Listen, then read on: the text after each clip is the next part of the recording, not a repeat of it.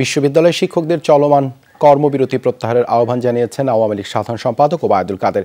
Ceylon family ব্লেন্ডের কড়ালিকার আর সতেজ স্বাদের perfect ব্লেন্ডে স্বপ্নেরা মেলুক টানা। ধানমন্ডিতে আওয়ামী লীগ সভাপতির রাজনৈতিক কার্যালয়ে শিক্ষকদের প্রতিনিধি দলের সাথে বৈঠক শেষে এই তথ্য জানান তিনি। বলেন, শিক্ষকদের 2024 সাল থেকে পেনশন স্কিমে অন্তর্ভুক্তির তথ্য সঠিক নয়। তাদের ক্ষেত্রে অন্তর্ভুক্তি 2025 সালের 1 জুলাই থেকে হবে।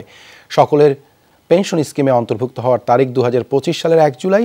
শিক্ষকদের সাথে আলোচনা করে অচিরেই সমস্যার সমাধানের আশ্বাস দেন তিনি। বৈঠক শেষে ঢাকা বিশ্ববিদ্যালয় শিক্ষক সমিতির সভাপতি নিজামুল হক ভূঁইয়া বলেন, সন্তোষজনক বৈঠক হয়েছে, তবে কর্মবিরতির বিষয়ে সিদ্ধান্ত সব পক্ষের সাথে বৈঠকের পরেই জানানো হবে।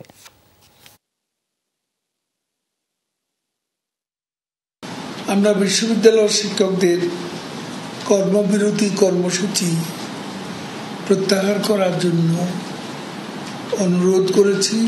আলাপ আলোচনার ভিত্তিতে আশা করি সকল সমস্যার অচিরে সমাধান হবে।